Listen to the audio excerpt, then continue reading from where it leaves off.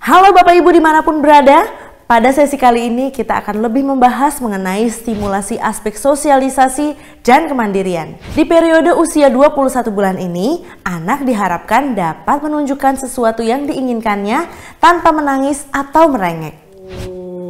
Itu beruang. Kalian mau apa? Mau main lagi? Nunjuk apa? Nunjuknya ke sana. Oh, maaf Pak. Aduh. Maaf Pak. Ini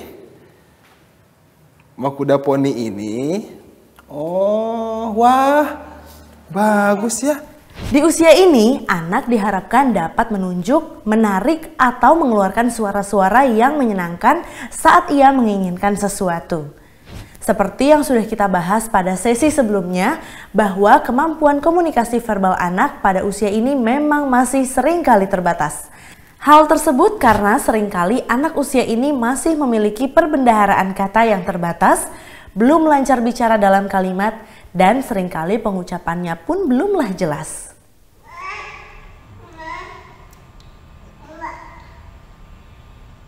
Dengan kemampuan komunikasi verbal yang masih terbatas, anak usia ini seringkali mengalami tantangan dalam melakukan interaksi sosial.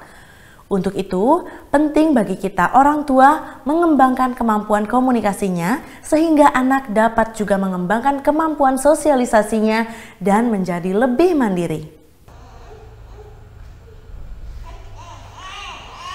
Jika sebelumnya anak lebih banyak merengek atau menangis ketika menginginkan sesuatu, di usia ini seharusnya perilaku tersebut sudah mulai berkurang dan anak sudah bisa memanfaatkan kemampuan lainnya untuk menunjukkan keinginannya dengan menunjuk, menarik tangan, mengangguk, menggeleng, mengeluarkan suara-suara yang menyenangkan, atau mencoba berbicara walau terkadang kurang jelas pengucapannya. Untuk dapat memaksimalkan kemampuan komunikasi anak pada usia ini, ada beberapa hal yang bisa dilakukan orang tua dan pengasuh di rumah. Salah satunya dengan mengembangkan bahasa tubuh anak sebagai sarana berkomunikasi. Kemampuan menunjuk merupakan salah satu bahasa tubuh yang penting.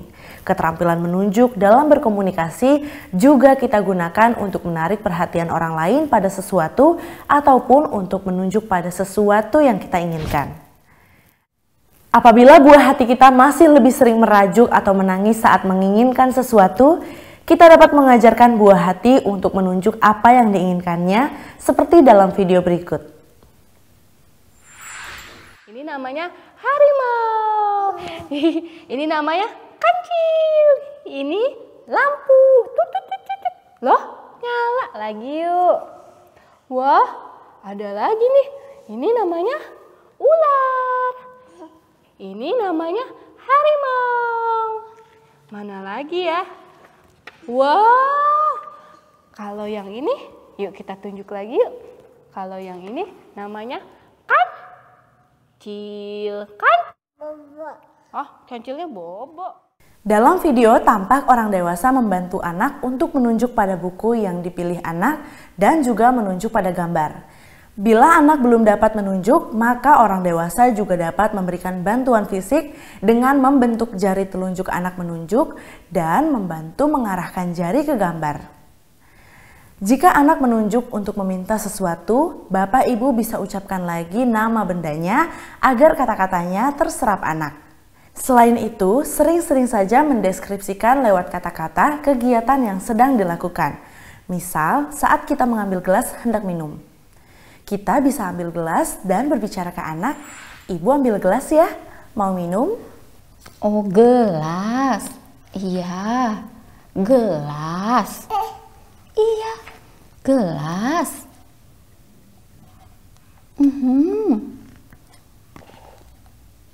Oh, Sharon minum. Sharon minum.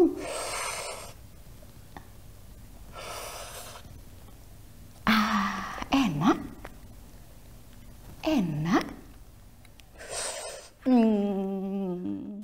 Berbicara mencontohkan dengan nada dan intonasi seakan bicara ke anak Dengan rajin menunjuk dan juga sambil memberitahukan apa yang sedang ditunjuk atau dilakukan, diharapkan hal ini dapat membantu meningkatkan kemampuan komunikasi anak.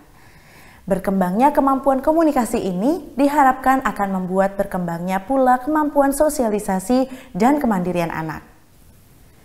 Salah satu hal yang dapat dilakukan orang tua untuk memberi stimulasi bagi aspek kemandirian dan psikososial anak adalah dengan mengajarkan anak perilaku meminta dengan cara yang lebih baik.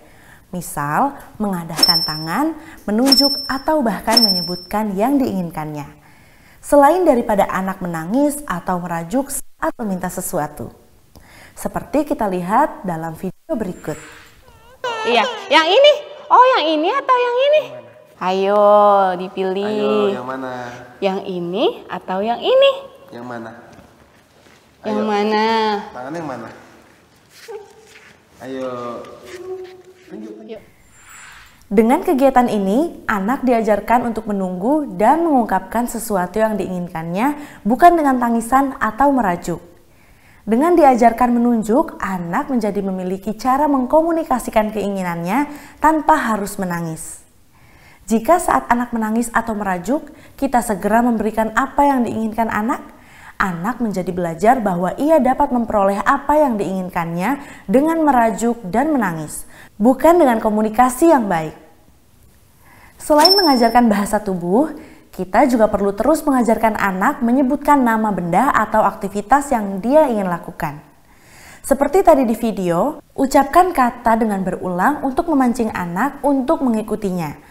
Anda juga bisa menarasikan kegiatan yang Anda dan anak Anda sedang lakukan agar semakin banyak dan sering kata-kata baru terdengar. Diharapkan semakin banyaknya kata-kata yang ia dengar, semakin besar juga kemungkinannya untuk mengulang dan menggunakannya saat ia butuhkan untuk menanyakan sesuatu. Dengan begitu, anak akan semakin sering melatih kemampuan bicara dan meningkatkan kemampuan sosialnya. Untuk membantu anak bisa berbicara, jangan memaksa anak untuk mengatakan kata secara lengkap dan benar. Terlebih bila kata tersebut baru diperkenalkan. Karena kegiatan stimulasi ini harus tetap menyenangkan dan terjadi secara alamiah. Ketika anak masih sering menangis ketika meminta sesuatu, kita sebagai orang tua diharapkan dapat lebih memahami bahwa terkadang tangisan anak adalah salah satu respon keputusasaannya tidak dimengerti oleh orang lain. Tangisan ini perlu mendapatkan tanggapan yang berbeda dari tangisan karena anak memaksakan kehendaknya. Menangis karena rasa putus asa, kecewa, dan kesal sangat wajar terjadi, terutama jika anak belum bisa mengucapkan keinginannya secara verbal. Bahkan, ada kalanya orang lain juga tidak mengerti walaupun anak sudah berusaha menunjukkan keinginannya. Jika anak menangis, ada baiknya orang tua tetap berada di dekatnya dan menenangkannya. Boleh dengan pelukan atau usapan lembut di bahu. Namun perlu diingat, untuk tidak menakut-nakuti anak agar anak segera berhenti menangis. Dan juga tidak menawarkan atau mengiming-imingi anak dengan hal yang lain, seperti menjanjikan es krim, permen, dan lain-lain. Dengan kehadiran orang tua yang menenangkan, tentunya anak bisa menjadi lebih tenang dan merasa dirinya dimengerti. Anak pun jadi dapat belajar untuk mengenali dan mengatur emosinya sejak dini. Pada usia ini, anak masih bersifat egosentris, sehingga seringkali apa yang diinginkannya harus terjadi saat itu juga. Oleh karenanya, menjadi penting bagi orang tua untuk mengajarkan anak mengatur emosi, melatih kesabarannya, dan mengkomunikasikan dengan baik keinginannya. Apabila di usia 21 bulan ini ketika anak menginginkan sesuatu, tapi anak masih hanya dengan menangis dan tidak menampilkan suara-suara yang menyenangkan, serta juga tidak menunjukkan gestur tubuh tertentu walaupun sudah diajarkan, maka ada baiknya orang tua untuk berkonsultasi pada ahli untuk mengetahui perkembangan psikososial anaknya.